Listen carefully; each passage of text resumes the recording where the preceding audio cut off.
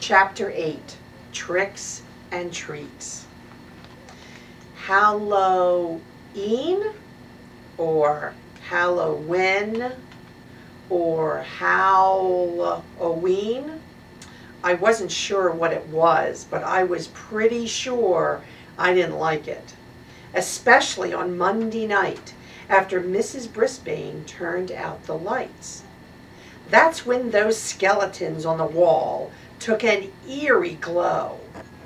The bats hanging from the ceiling began to whirl and twirl, and the smile on that ghastly orange pumpkin face looked more like a wicked smirk.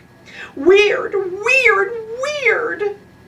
So I was thrilled when Aldo flicked on the lights. "Whoa! Looks like Halloween in here," he exclaimed as he wheeled in his cleaning cart.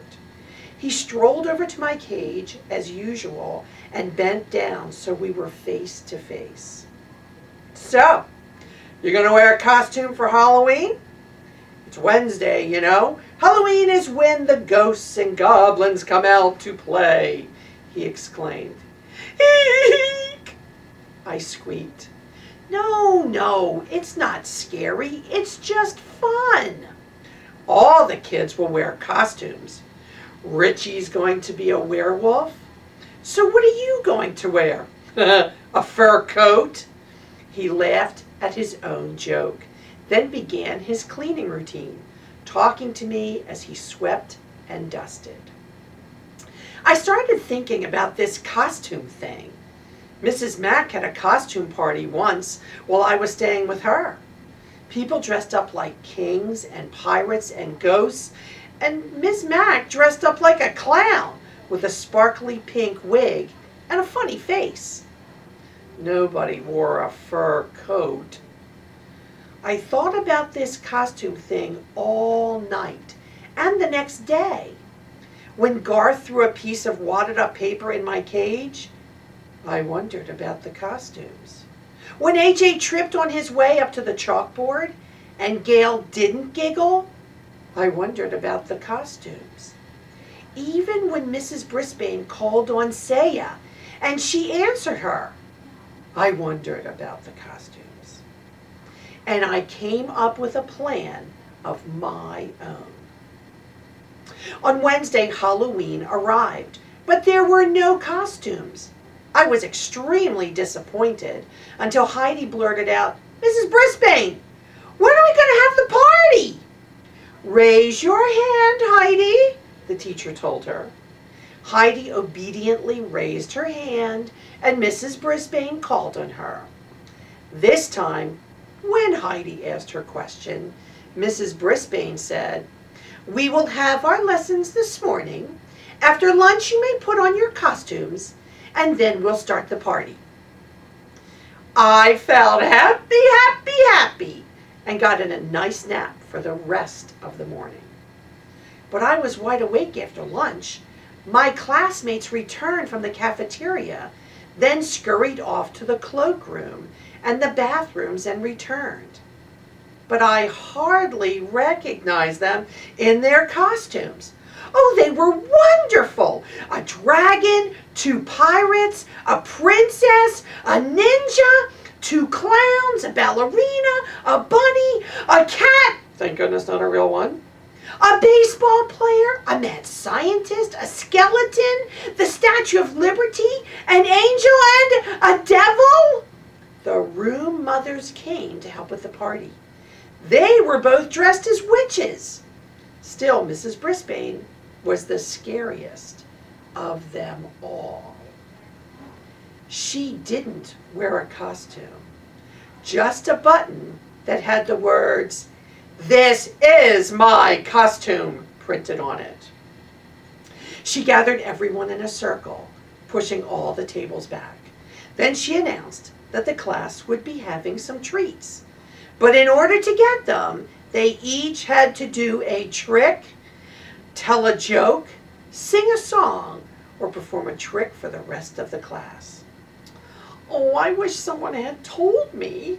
I had figured out the costume part, but what about this tricking for treats. Art, the ninja, stood on his head. He stood on his head so long, Mrs. Brisbane finally had to thank him and tell him it was someone else's turn. Gail, the ballerina, twirled around the room on her toes. Garth, the baseball player, told a joke about a witch. Miranda, the bunny, sang a funny song about your ears hanging low. It was all very entertaining, except for the fact that I was thinking about something else. But Mrs. Brisbane got my full attention when she called on Saya. Saya was dressed as the Statue of Liberty. She wore a flowing dress and had a crown on her head and a big cardboard torch in one hand. She stared down at the floor as she took her place in the center of the circle. "What trick will you do for us, Saya?" the teacher asked. Saya still stared at the floor. "Sing your song, Saya, sing!" I squeaked out as loudly as I could. "You can do it, Saya, sing!" Yes, I know, all she could hear was squeak, squeak, squeak, squeak, squeak. But I did my best. "I think Humphrey wants to hear from you," said Mrs. Brisbane, in a surprisingly friendly voice.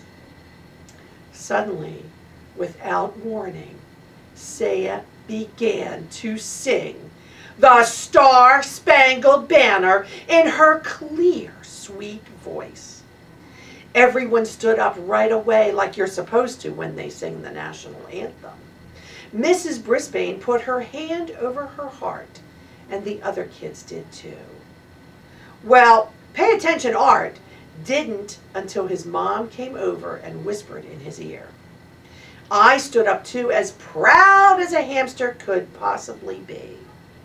When it was over, no one clapped or said a word.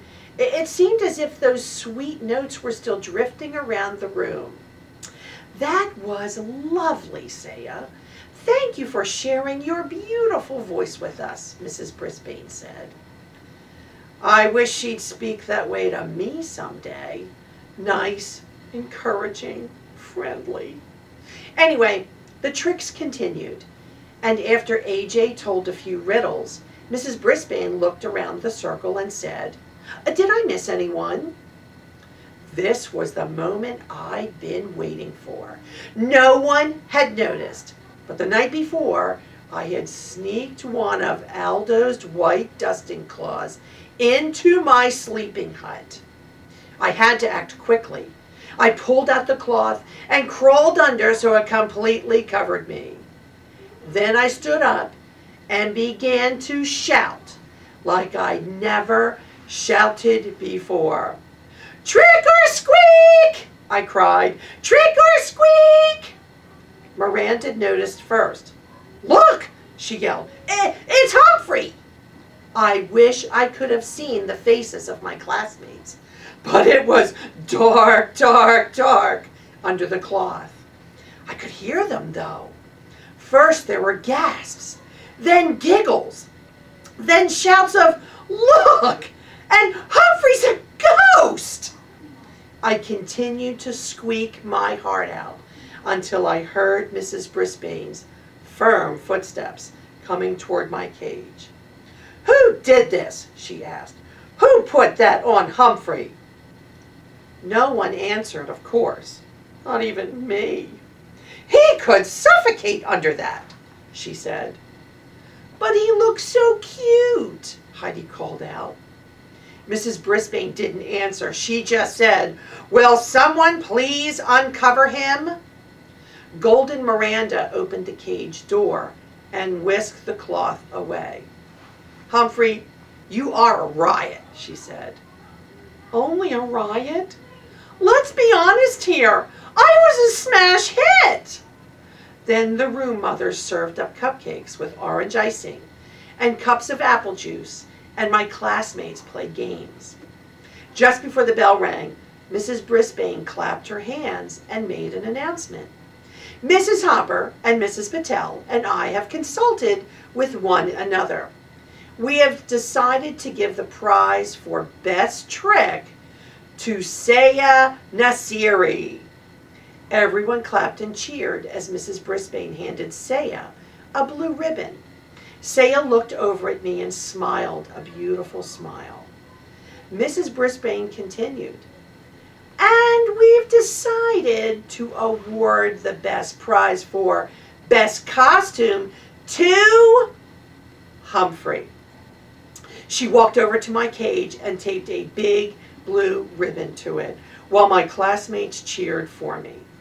"Thank you," I squeaked, but I'm not sure anyone could hear me over all the noise. "Thank you all." The bell rang and the room was soon empty, except for Mrs. Brisbane. As she gathered up her papers to take home, Mr. Morales came in. He was dressed in a cap and gown like people wear when they are graduating. "Happy Halloween, Sue! Did you have a good party?" he asked. "Oh, very," she answered. "Somehow your friend over there got a hold of a ghost costume and won the prize." "See, I told you he'd add a lot to your classroom," he said with a smile. "He has livened things up," said Mrs. Brisbane. Joy, joy, joy! I believe she was starting to like me. "Just so he doesn't liven things up too much," she added. Poof! My hopes of winning over Mrs. Brisbane's heart crashed to the ground. Mr. Morales said his kids kept asking about me, and then he quickly left. Mrs. Brisbane headed out the door after him. There I was, all alone in room 26, with a bunch of half-torn bats and tattered skeletons hanging around me. As I waited for Aldo to arrive, I sat in the darkening room and pondered my job as a classroom pet. Had I really accomplished anything? Mr. Morales' children seemed to settle down when I was there. Saya's mother began to learn English, and Saya would probably never have sung in front of the class without my encouragement. Still, Mrs. Brisbane was not won over. Neither was Garth Tugwell, although it seemed as if he had liked me well enough in the beginning. Now he always muttered things at me as he passed by my cage. I noticed that he was the only one in class who didn't cheer when I won the award for best costume. I was still worrying about Garth when the lights temporarily blinded me as Aldo sailed into the classroom yelling, "Trick or treat!" He was wearing his usual work shirt, dark pants, and heavy shoes. But on his face, he wore huge glasses with a bulbous nose attached. The center of the glasses had giant eyeballs painted on with circles of red veins. His floppy mustache drooped out from under the nose. "Great costume!" I squeaked. "Hey, what's this?" Aldo rushed forward to examine my blue ribbon. "Best costume? For a fur coat? I'll have to ask Richie about that," he said. Aldo reached into his lunchbox and pulled out a juicy slice of apple. "I've got a special Halloween treat for you, Humphrey, 'cause I'm very, very happy tonight," he said. I grabbed the apple and began nibbling as Aldo pulled his chair up close to my cage. "You see, I went to the Moonlighters Club. You remember the club in that ad I found on the projector?" I squeaked an excited, "Yes?" "And I met a real nice girl there named Maria. She works all night at the bakery. So tomorrow, we're going out on a date, lunch and a movie." Aldo leaned back in his chair. "She's a real nice girl. Pretty. Nice. Did I tell you she works in a bakery?" Aldo rose and paced back and forth in front of my cage. "You know what I can't figure? I can't figure out how that ad got on that projector. Mrs. Brisbane wouldn't show that to the class, and she wouldn't be interested herself.